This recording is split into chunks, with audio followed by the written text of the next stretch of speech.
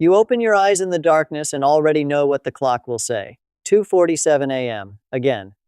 Maybe for you it's 3:15 or 1:30, but it's always the same time, night after night. You've probably told yourself it's just part of getting older, that disrupted sleep is simply what happens after 60. But here's what most people don't realize. Your body runs on remarkably precise internal clocks, and when you wake at the same time repeatedly, it's rarely random. These consistent patterns may actually be your body's way of sending specific signals about what's happening beneath the surface. In this video, we're going to decode what different wake times might mean, explore which body systems could be involved, and most importantly, discuss what you can actually do about it. Because this frustrating pattern you've been dismissing might contain important information about your health. Before we explore what your specific wake time might mean, let's understand why your body would wake you up at all and why it happens so predictably. Here's something that might surprise you. Sleep isn't rest for your body. It's actually when some of your most important maintenance work happens.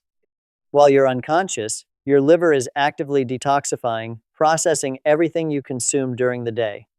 Your stress hormones are fluctuating on careful schedules, with cortisol preparing to rise before morning. Your pancreas continues regulating blood sugar even though you haven't eaten in hours. Your bladder gradually fills. Your digestive system completes the final stages of processing yesterday's meals. All of this runs on what scientists call circadian rhythms, your body's internal coordination system that keeps different organs working in harmony throughout the night. Think of it like a perfectly timed orchestra. As we age, though, these rhythms become less resilient. The coordination isn't quite as tight. When one system encounters a challenge during its scheduled nighttime work, a blood sugar dip, a hormone surge, incomplete digestion, it can pull you out of sleep. One-time awakenings are perfectly normal, but when you wake at the same time consistently, it suggests a specific system is struggling with the same task night after night.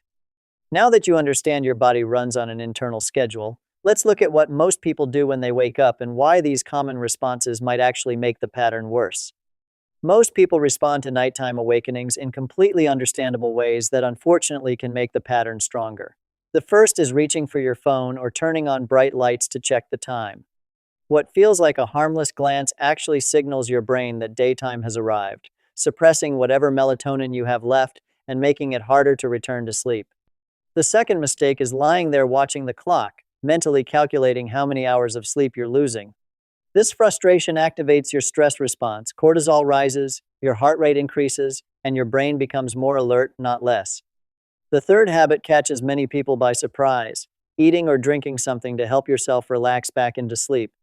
While this seems helpful, it can actually trigger digestive processes or blood sugar responses that your body then begins anticipating at that same time each night. None of these responses are foolish. They're logical attempts to solve a frustrating problem, but they can inadvertently train your body to expect waking at that exact hour. Understanding what not to do is helpful, but the more important question is this: what is your specific wake time trying to tell you about which system needs support? Here's where things get interesting. While everyone's body is unique, circadian biology research combined with clinical observations has revealed patterns worth paying attention to. If you're waking between 11 p.m. and 1 a.m., this often relates to the body struggling to transition into deeper sleep stages, stress keeping your nervous system too alert, or gallbladder activity during its most active phase. Waking between 1 and 3 a.m. frequently connects to liver function. Your liver works hardest during these hours, processing and detoxifying everything from your day. This window can also signal blood sugar dropping too low, which triggers hormones that pull you awake.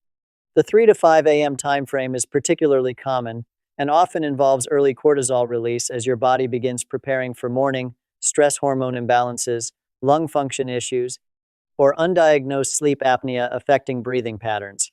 Finally, waking between 5 and 7 a.m. may reflect natural bowel activity gearing up for the day, cortisol rising too sharply in anxiety-prone individuals, or simply the natural completion of sleep cycles as we age. It's crucial to understand this framework offers starting points for investigation, not diagnosis. Across all these time windows, the most common underlying culprits are actually blood sugar fluctuations, stress hormones, sleep apnea, and medication timing effects. These patterns point us toward possible causes, but to truly understand what's happening, we need to look at the science behind the two most common culprits. Let's start with blood sugar, which affects far more people than realize it. When your blood sugar drops too low during the night, something that happens more easily if you have diabetes, prediabetes, or simply ate dinner very early, your body treats it like an emergency. It releases adrenaline and cortisol to quickly raise your blood sugar back to safer levels. Think of it as an internal alarm system. When fuel gets dangerously low, these alert hormones flood your system to fix the problem, but they also jolt you awake in the process. The second major driver is cortisol patterns themselves. Normally, cortisol should rise very gradually in the early morning hours, helping you wake naturally around your intended time. But chronic stress or anxiety can cause this hormone to spike sharply in the middle of the night, instead sometimes at 2 a.m., 3 a.m., or 4 a.m. It's like an alarm clock programmed to go off hours too early. Your body gets the wake-up signal at completely the wrong time. Both of these patterns become increasingly common after 60 because of natural hormonal changes, the cumulative effects of medications, and how our metabolism shifts with age.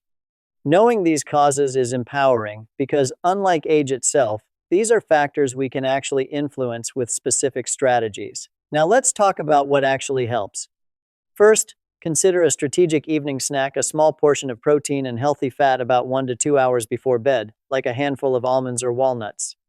Protein slows digestion, providing a steady trickle of glucose throughout the night instead of allowing blood sugar to crash. Second, pay attention to dinner timing and composition. Eating your final meal at least 3 hours before bed and including plenty of fiber gives your digestive system time to complete its heaviest work before you lie down. Third, establish a 10-minute stress reduction routine each evening. This might be gentle stretching, simple breathing exercises, or quiet meditation. The key is consistency over weeks. This practice helps retrain cortisol patterns to follow a healthier rhythm. Fourth, optimize your sleep environment. Keep your bedroom cool, ideally between 65 and 68 degrees. Ensure complete darkness, and consider white noise to mask disruptive sounds. Temperature and darkness are powerful circadian signals. Fifth, maintain a consistent sleep-wake schedule, even on weekends. Going to bed and rising at the same times daily strengthens your internal clock's reliability. The important part is starting with just one change, rather than trying to overhaul everything at once. To see how these strategies work in real life, let's look at a common scenario many viewers will recognize. Consider Margaret, a 68-year-old who found herself staring at the ceiling at 2:45 every single morning. Her pattern was common. She ate a light dinner around 5:30, never snacked afterward, and carried significant stress about adult children facing their own challenges. After discussing the pattern with her doctor, Margaret made 3 specific changes. She started eating a small handful of almonds with a few apple slices about an hour before bed. She began a simple 10-minute breathing routine each evening. Nothing fancy, just focused breathing while sitting comfortably. And crucially, she asked her doctor to review her medication schedule. Within 3 weeks, her nighttime awakenings became noticeably less frequent and stopped happening at that exact, predictable time. This wasn't a complete cure. She still woke occasionally, but the improvement was meaningful. Interestingly, her doctor discovered her blood pressure medication timing was likely contributing and adjusted when she took it. Margaret's experience shows how small, targeted changes can work together, so let's organize these strategies into a simple approach you can start tonight. Here's where to begin. First, track your wake time and what you ate for dinner for 1 full week. Patterns become much clearer when you have actual data rather than general impressions. Second, try the strategic bedtime snack approach, that small portion of protein and healthy fat we discussed to keep blood sugar stable overnight. Third, if your pattern continues beyond 3 weeks, or if you're experiencing other symptoms like chest pain, severe anxiety, or breathing difficulties during these awakenings, schedule a visit with your healthcare provider. These steps are starting points for meaningful conversation with your medical team, not replacements for professional guidance. These practical steps give you a foundation, but the most important message goes beyond any single strategy. Consistent nighttime awakenings aren't bad luck or simply inevitable parts of aging, they're your body's communication system. Yes, age-related sleep changes are real, but predictable patterns at specific times often point toward factors you can actually address. Approach this information as a starting point for curiosity and meaningful conversation with your healthcare team. Remember that sleep quality touches every dimension of your health: heart function, blood sugar regulation, cognitive sharpness, and day energy levels.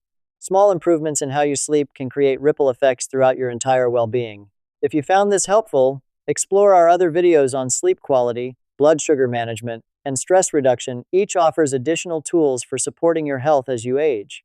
Your body is speaking. Learning to listen is one of the most valuable skills you can develop.